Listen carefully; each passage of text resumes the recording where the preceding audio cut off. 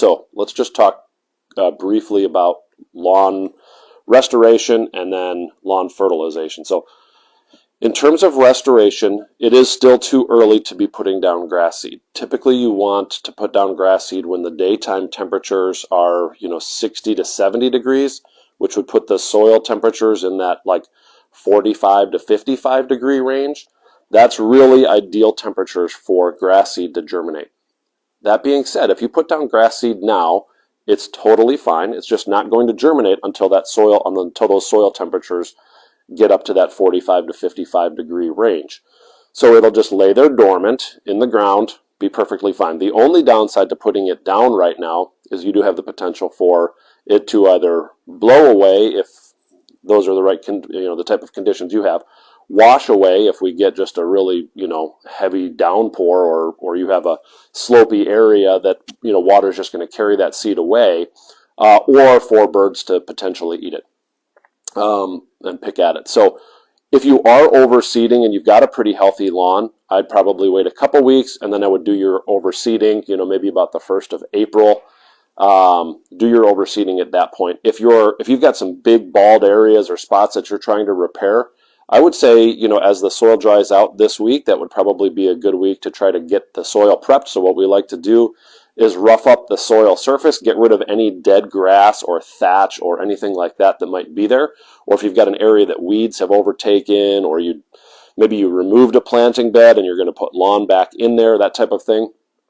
Get rid of the mulch, get rid of the dead grass, anything that might be there. You want to get down to bare dirt. It's important for grass seed to come in contact with soil.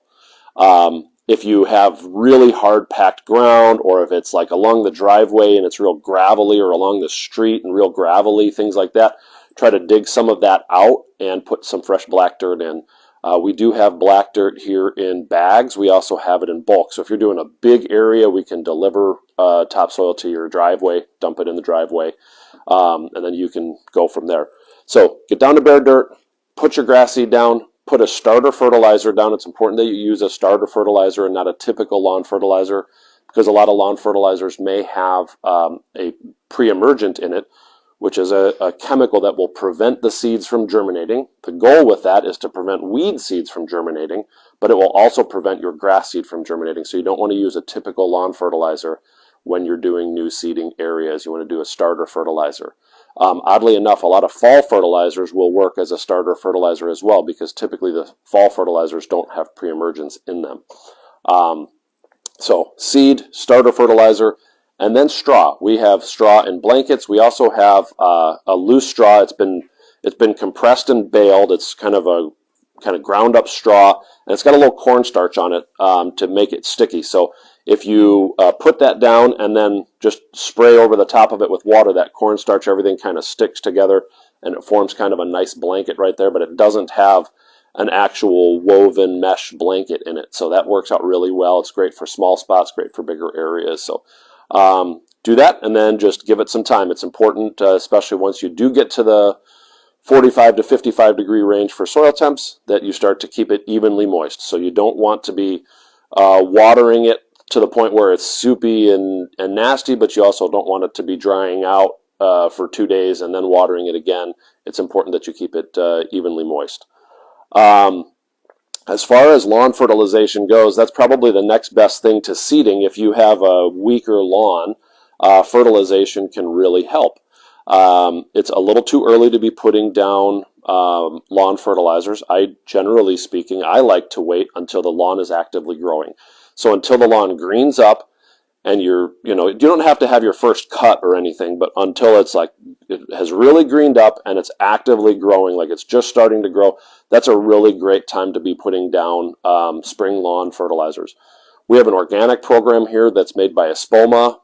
Really big fan of that. A lot of our customers love that. Out here, we have a lot of people that are on well and septic. They don't want to be putting down a lot of chemicals on the lawn. We have a lot of people who have pets and young children, of course, and the organic program is really great for that. If you are into that golf course, ball stadium type look, and you want it as green as can be, as lush as can be, as weed-free as possible, all that kind of stuff, you are going to have to go with a traditional synthetic fertilizer program. And we do have a wonderful one here called Greenview Fairway Formula. It's what a lot of the golf courses and athletic fields in the U.S. use, just packaged for retail. It's a great product. Nice thing about that is it's only a twice a year thing, so you don't have to do it 4 times a year. There's a spring, which has a weed and feed. It's a pre-emergent, it's a post-emergent, it's a quick release fertilizer and slow release fertilizer, all blended together. So you put that down once in the spring, and then you put, which I would say, first week of April, maybe second week of April, something like that would be ideal for that. And then you put down a fall fertilizer, typically in September, and that's it. So that's a really good method as well. It makes it a little easier and a little easier on the pocketbook to do it twice a year instead of 4 times a year. So maybe check out the Greenview Fairway Formula. We have that in stock here.